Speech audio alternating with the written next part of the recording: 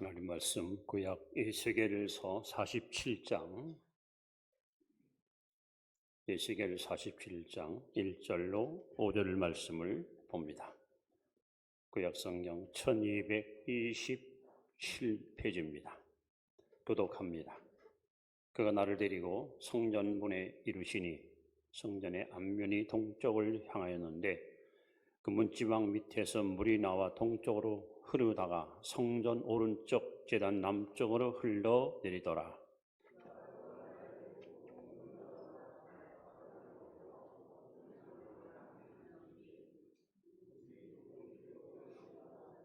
그 사람이 손에 줄을 잡고 동쪽으로 나가며 천척을 측량한 후에 내게 그 물을 건너게 하리니 물이 발목에 오르더니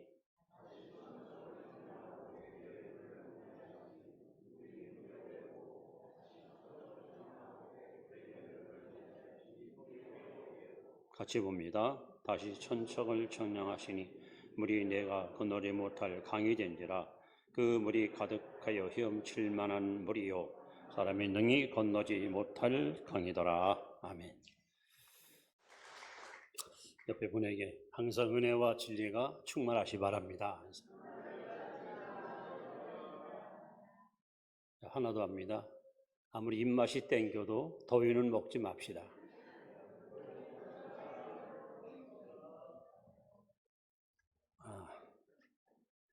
미국은 그 남부와 동부로 이렇게 구분되는데 남부에 가시면 성공 연구가 폴 마이어라는 분이 있습니다. 이분이 쓴 책, 정상에 올라가지 않은 책을 보면 참 많은 도전을 주는데 이분이 굶주린 메기와 금붕어 한 마리를 잡아서 큰 어항에 넣고 그 가운데에 유리로 이렇게 막아놨습니다. 며칠 동안 굶주린 메기는 먹거리만 있으면 잡아먹으려고 눈을 부릅뜨고 쳐다보는데 마침 맞은편에 예쁜 금붕어 한 마리가 헤엄치고 있는 것을 보게 됩니다. 잘됐다. 잡아먹자. 그리고 메기는 쏜살같이 금붕어를 잡으려고 달려가는데 그만 유리벽이 있는 걸 모르죠. 거기에 주둥이가 탁 부딪히면서 그냥 입이 퉁퉁 불어 터집니다. 잠시 돌아왔다 다시 먹이를 잡으려고 달려가다 또 부딪힙니다. 그렇게 한 번, 10번, 20번 부딪히다 보니까 이제는 더 이상 나는 금붕어를 잡아먹을 수 없다 하고 포기합니다. 그때 가운데 막고 있던 유리관을 싹 치웠습니다. 이때야말로 금붕어를 잡을 수 있는 기회에 불구하고 놀랍게도 메기가 금붕어를 잡으러 달려가다가 유리벽 부딪힌 장소에서 싹 몸을 돌이킵니다. 또 미국 동부에 가시면 또 성공 연구가 지그 지글더라는 분이 있습니다. 이번엔 또 벼룩을 가지고 시험을 했습니다. 벼룩. 여러분 벼룩은 아주 작은 곤충이지만 점프력이 대단합니다. 보통 1m 이상 2m까지 뛰어오릅니다. 역시 유리관에다가 벼룩을 집어넣고 뚜껑을 닫았습니다. 자, 벼룩이 뜁니다. 부딪히고 떨어집니다. 부딪히고 떨어집니다. 이것을 반복하다가 뚜껑을 열었더니 놀랍게도 벼룩이 그 높이까지만 뛰다가 떨어져 주저앉습니다. 제가 이 말씀을 왜 드립니까? 하나님은 우리 인간에게 3가지 선물을 공평하게 주었습니다. 첫째, 무한한 가능성. 둘째, 엄청난 가치성. 셋째, 독특한 유일성. 이 3가지 선물을 모든 사람에게 골고루 줬어요. 네, 너무도 많은 사람들이 하나님 주신 이 가능성을 써보지도 못하고 개발하지도 못한 채 어느 한계에서 머무르다가 결국 인생을 끝마치고 있습니다. 네, 아마 역사적으로 볼 때 가장 훌륭한 과학자는 아인슈타인을 우리가 꼽습니다. 이분은 하나님 주신 가능성 가운데 15%를 개발했다고 합니다. 그럼 대부분의 사람들은 거의 8%에서 12% 정도 이것만 갖고 평생 아웅다웅 살다가 그 정도 인생으로 끝난다는 겁니다. 여러분, 제가 퀴즈 하나를 내겠습니다. 태평양 바다에 살고 있는 물고기가 목이 말라 죽었다. 여러분 믿으십니까? 아무도 믿지 않습니다. 하나님의 은혜는 태평양 바다보다 더 깊고 하나님의 은혜는 온 우주보다 더 광대하고 높습니다. 제가 제일 안타까운 것은 저를 비롯한 대부분의 많은 그리스도인들이 하나님 앞에 기도하고 하나님께 사모해서 그 은혜를 좀 깊이 경험하면 좋은데 제한적인 은혜만 받고 그 은혜 안에서 인생을 살기 때문에 신앙 상태가 항상 풍요롭지 못하고 늘 광야와 같이 메마르고 황폐한 삶을 사는 것을 보게 됩니다.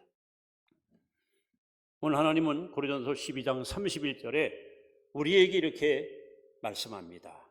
여러분 한번 따라합시다. 너희는 더욱 큰 은혜를 사모하라.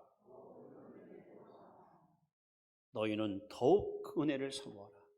여러분, 지금까지 우리는 하나님께로부터 크고 작은 많은 은혜를 받았어요. 그런데 하나님은 여러분이 받고 있는 은혜를 만족하지 않아요. 더욱 큰 은혜를 사모하라. 내가 제일 좋은 길을 너에게 보이리라 그 말씀합니다.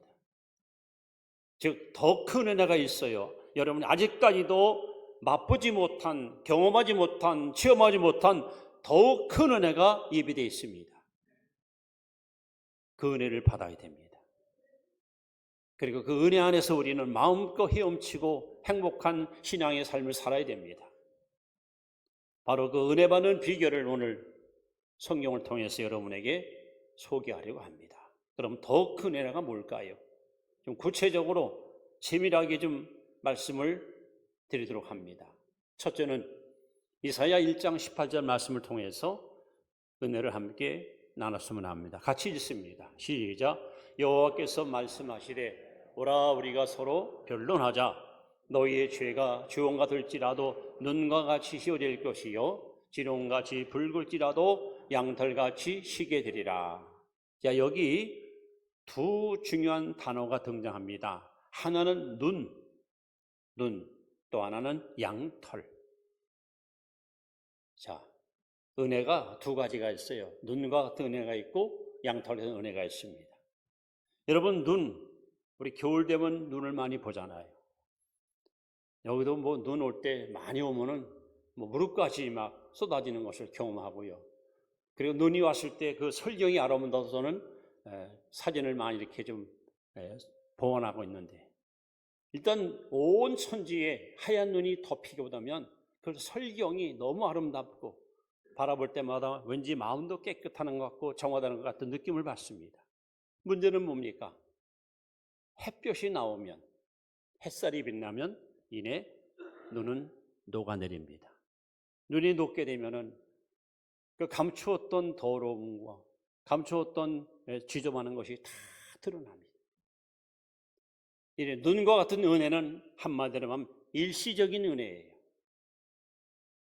마치 시편 표에 나오는 돌짝밭과 같이 말씀을 들을 때는 기쁨으로 받아요. 야, 오늘 말씀 너무 좋아. 할렐루야, 감사합니다. 즉시로 받아. 근데 얼마 있으면 다시 이 은혜가 사멸되고 공허한 마음으로 에휴, 지난주 예배 시간 참 좋았는데 언제 또 그런 은혜를 받을까?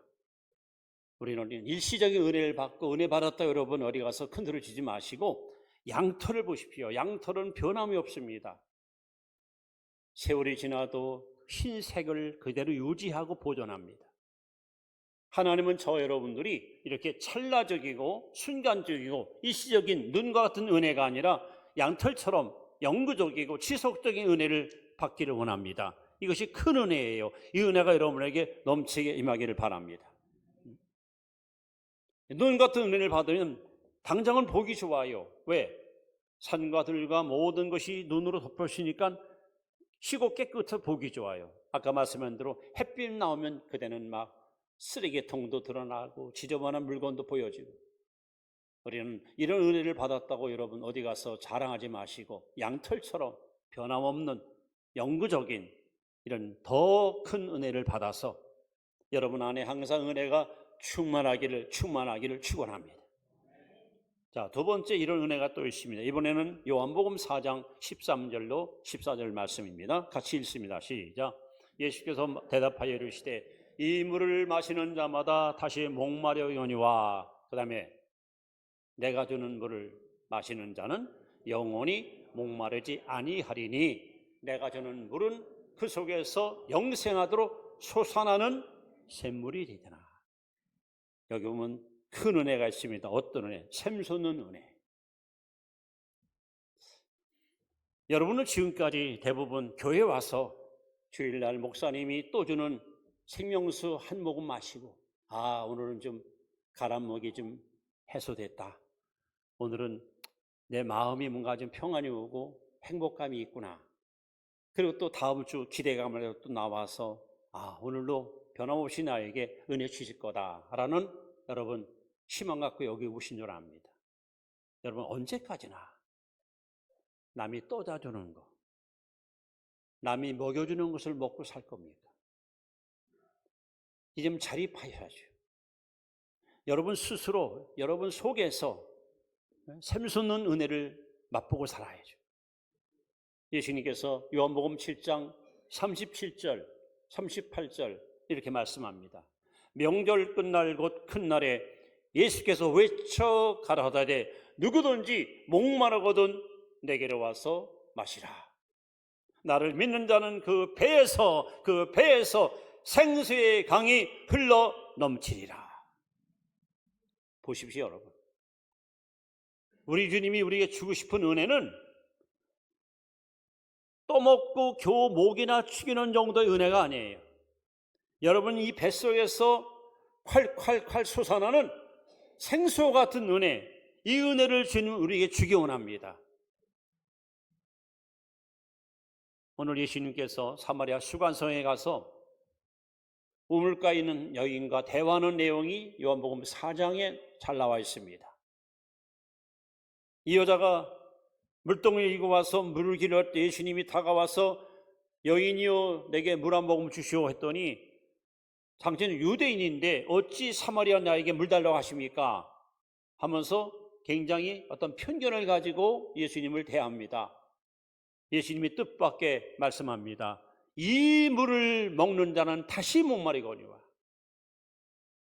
여러분 안 그렇습니까? 제가 떠다 두는 물을 먹으면 여러분 또 막 목말라요. 또 다음 주 기다리고 그 다음 또 기다리고 항상 우리는 기다리고 와야 돼요. 예수님 말씀합니다. 내가 주는 물을 마시는 자는 그 속에서 샘솟아 솟아나리라. 이게 큰 은혜예요. 오늘 저는 여러분 심령 속에 은혜의 생수가 막 솟아나서 이 물이 사방으로 흘러가서 가족을 살리고 이웃을 살리고 수많은 사람들을 살리는 그러한 은혜가 충만한 성도의 삶을 살아갈 수 있기를 축원합니다. 아니 성경에 분명히 약속했는데 나를 믿는 자는 그 배에서 생수의 강이 흘러 넘친다고 약속했는데 왜 은혜를 여러분 못 받으십니까? 이유가 있다면 하나님께 구하지 않아서, 사모하지 않아서, 이 은혜를 달라고 하나님께 매달리지 않아서 못 얻은 겁니다. 오늘 말씀을 경청하신 성도 여러분들, 지금 여러분 신앙생활이 만족하십니까? 저는 설교하고 나서, 기도하고 나서 항상 거룩한 불만을 갖고 있어요. 좀 더 잘할 수 있었는데 내가 이 정도밖에 표현할 수 없는가? 그러면서 자꾸 개선을 하려고 하고 노력하려고 하고 뭔가 보완하려고 하고. 오늘 여러분들이 그냥 나 그냥 교회에서 목사님이 설교하는 것만 들어도 은혜가 충만해요. 그 이상 바랄 것도 없어요. 여러분 그 정도십니까?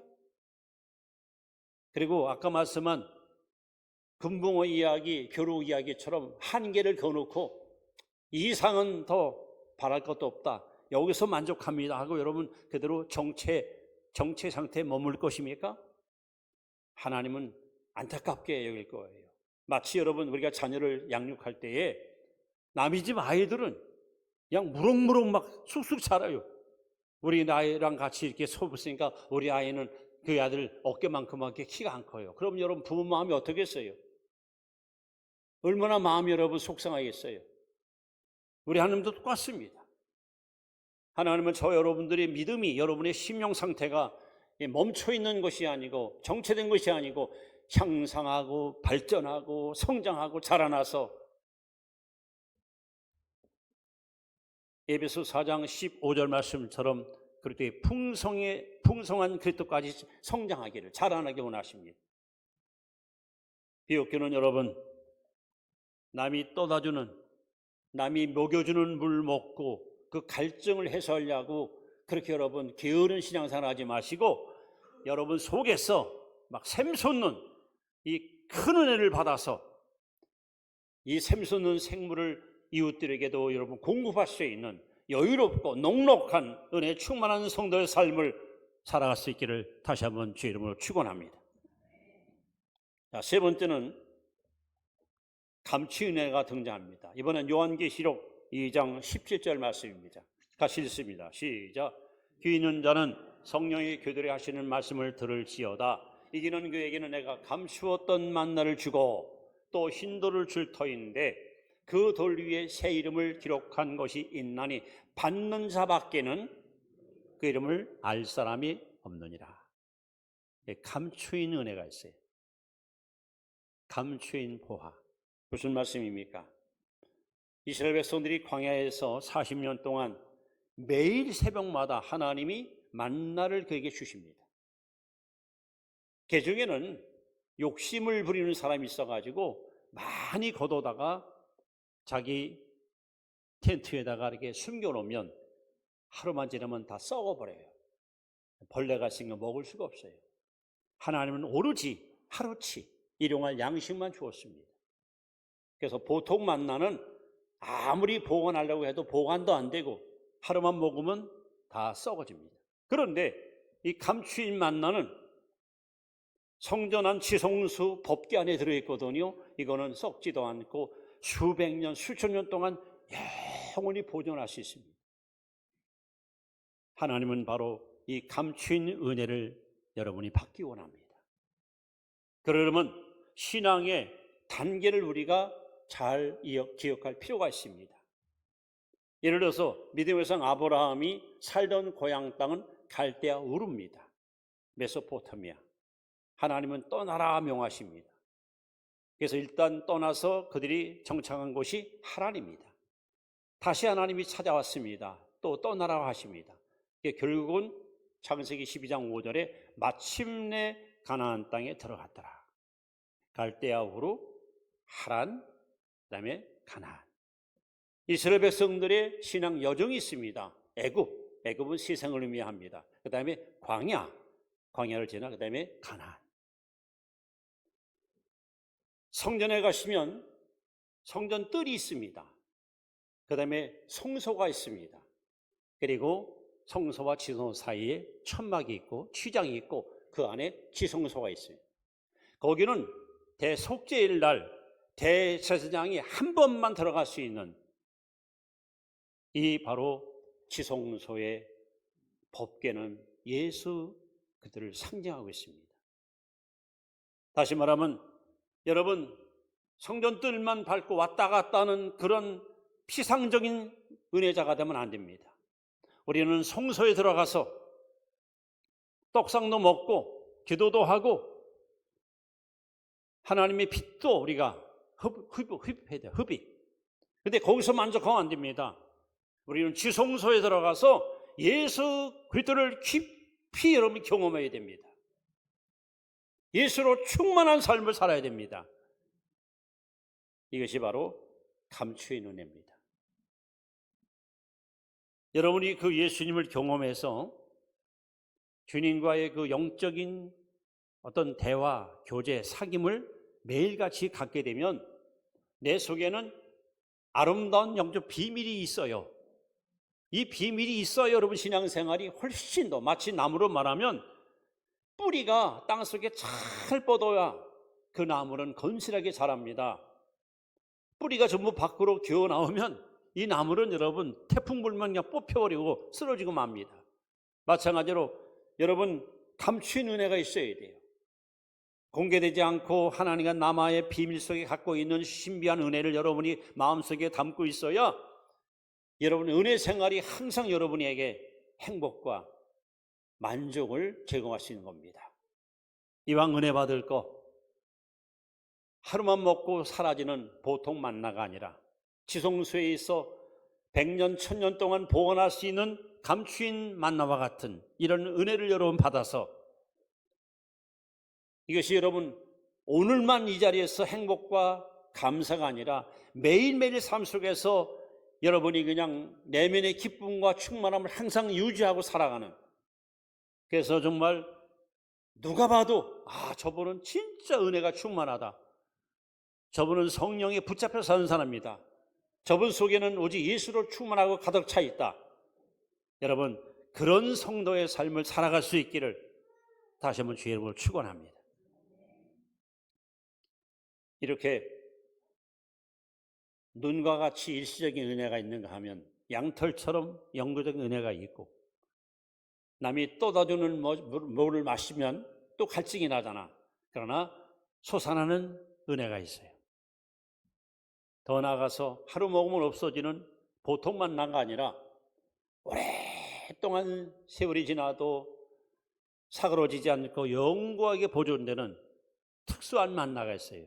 바로 여러분 이 은혜가 여러분에게 반드시 임하기를 바랍니다. 이제 오늘 본문으로 돌아가서 깊은 은혜에 대해서 마지막 말씀을 소개합니다. 자, 오늘 에스겔 47장 5절 말씀을 다시 한번 읽습니다. 시작. 다시 천척을 청량하시니 물이 내가 건너지 못할 강이 된지라. 그 물이 가득하여 헤엄칠 만한 물이요 사람이 능히 건너지 못할 강이더라. 위대한 선지자 에스겔이 환상을 보았습니다. 예루살렘 성 동쪽에 생수가 샘물이 콸콸콸콸 솟아납니다. 측량줄을 갖고 물의 깊이를 재봤습니다. 처음에는 발목까지 찼습니다. 둘째는 무릎까지 찼습니다. 셋째는 허리까지 찼습니다. 넷째는 헤엄칠 만큼 물이 창일했다 그랬습니다. 이 은혜의 단계를 여기 하나하나 소개하고 있습니다. 자, 여러분은 지금 어느 단계에 와 있습니까? 첫째, 발목의 은혜. 이 은혜 받은 사람들은 공예배에 빠지지 않습니다. 모든 예배에 꼭 참석하시고 예배 자리에서 항상 하나님 앞에 성심을 다해서 하나님을 섬기는 사람입니다. 교회 일, 주의 일, 하나님께서 원하시는 어떤 일이라도 항상 열심히 참여해서 정말 하나님 앞에 칭찬받는 성실하고 충성스러운 신앙인을 의미합니다. 그러나 여기서 만족하면 안 됩니다. 이번에 무릎의 은혜를 받아야 됩니다. 그야말로 이 기도의 은혜죠. 기도의 맛을 누리고 사는 사람, 주님과의 대화와 교제가 늘 이어지는 사람, 기도를 통해서 하나님의 임재를 경험하는 사람. 우리 그리스도인들은 뭐니 해도 여러분 기도의 무릎이 건강해야 됩니다. 여러분이 무릎 꿇을 때마다, 엎드릴 때마다 하늘문이 열리고 하나님의 임재를 경험하고 여러분의 기도 제목 한마디 한마디가 역사를 완전히 변화시킬 수 있는 그런 능력 있는 기도의 도구로 그렇게 쓰임받기를 원합니다. 그러면 허리까지 찼습니다. 여러분 사람의 인체 중에서 이 허리 역할이 아주 중요합니다. 허리가 고장나면 아무것도 할 수가 없어요. 뭐든지 여러분 자신감이 없어요. 허리가 튼튼해야 뭐든지 할 수 있습니다. 그래서 예수님께서 무기력한 제자들에게 예루살렘을 떠나지 말고 아버지 약속을 기다려라. 세례 요한은 물로 세례를 베풀었지만 너희는 몇 날이 못 돼서 성령으로 세례를 받으리라 하고 놀라운 약속을 그들에게 선포하십니다. 오직 성령이 너에게 임하시면 너희가 권능을 받고 두나미스, 다이너마이트, 여러분 하나님 나라는 말하지 않고 능력이 있습니다. 하나님은 이 땅에서 하나님을 전심으로 찾는 자들에게 능력을 지금도 부어주십니다. 시편 60편 11절 말씀에 권능은 능력은 오직 하나님께 속해 있습니다. 사람에게는 아무런 능력도 없습니다. 오직 하나님만이 능력의 원천이시고 근원이십니다. 그런데 누가 이 능력을 받습니까? 전심을 다하여 하나님을 찾는 자들에게 하나님은 능력을 부어주십니다. 그래서 여러분, 이 성령의 능력을 받으면 여러분 허리에 힘이 생기면 무슨 일이든지 여러분 자신 있게, 무슨 일이든지 여러분 긍정적으로 어떤 사명도 어떤 임무도 100% 수행할 수가 있습니다. 은혜 받지 않고는 우리는 절대로 어떤 일도 행할 수가 없어요.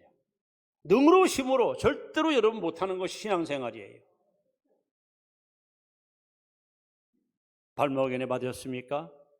이 정도면 됐다 하고 여러분 자만하지 마십시오. 무릎 은혜 받았습니까? 이거가 여러분 다 했다고 절대 여러분 교만하지 마십시오. 허리 은혜 받았습니까? 나만큼, 나처럼 이만큼 헌신하고 충성하는 사람 또 누가 있어? 여기서 여러분 자만하면 안 됩니다. 우리에게 진짜 필요한 것은 바로 이 물이 점점 드러나서 나중에는 헤엄칠 만큼 온 몸을 다 잠겨버렸어요. 이것이 바로 깊은 은혜입니다.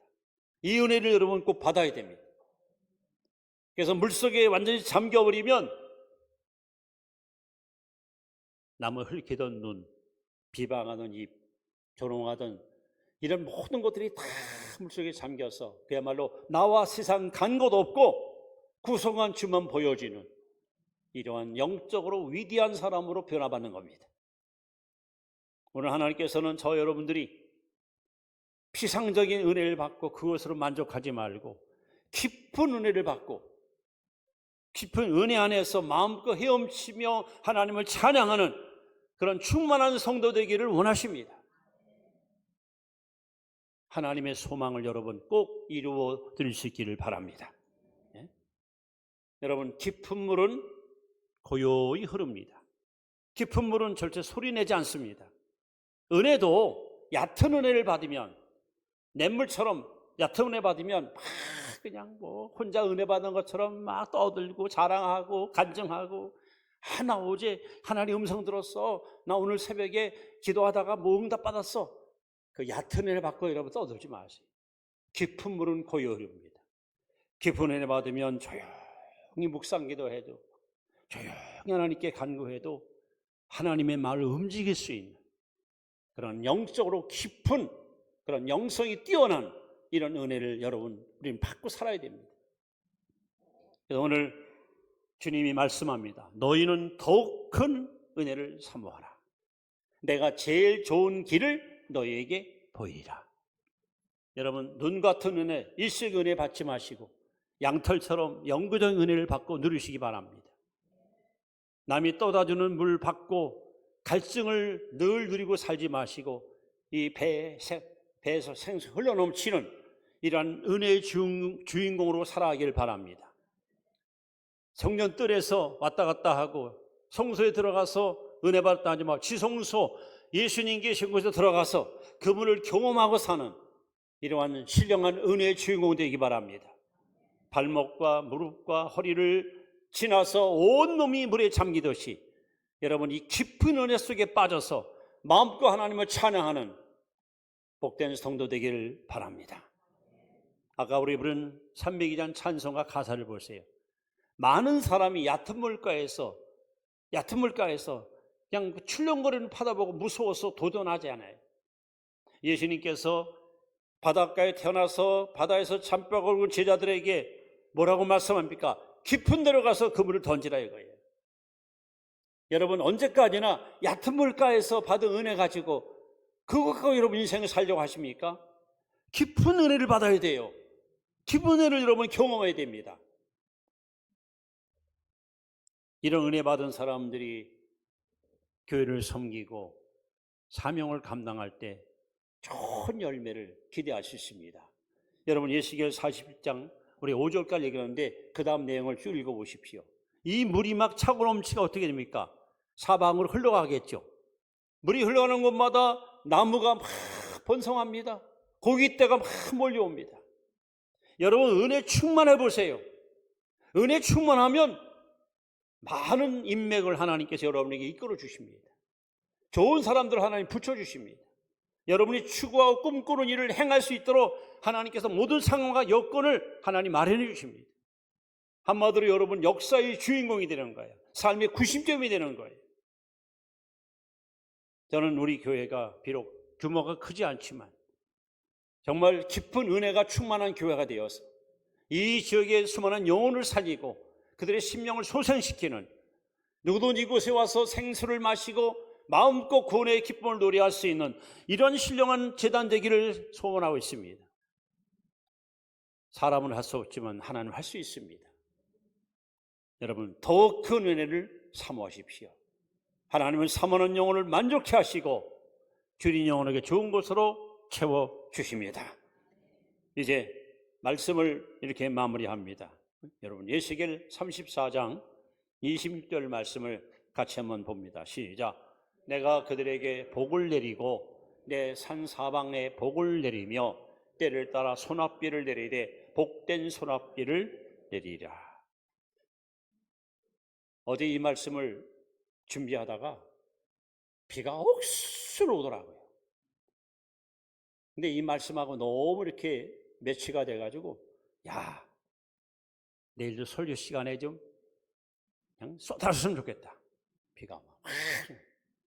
근데 또 누구 생일이라고 또 봐주라고 또 여러분 밥 먹는 지장이 있을까 봐 이렇게 날씨를 하나님이 주셨는데 여러분 축복의 소나비, 축복의 장마비, 이 메마른 땅에 그냥 먼지가 일고 시냇가에 고기가 막 말라 죽는데 여러분 그냥 한 줄기 소나기가 그냥 쫙 한 시간만 쏟아지면 물이 그냥 그득 차고 더럽고 추한 먼지 다 쓸어내리고 여러분 오늘 축복의 소나비를 맞고 돌아가십시오.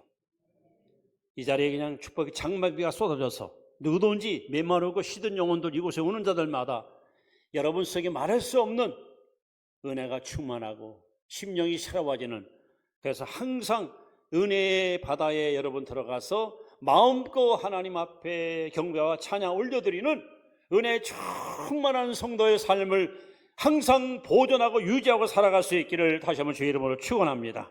기도드립니다. 살아계신 아버지 감사합니다. 우리에게 그동안 베푸신 은혜가 너무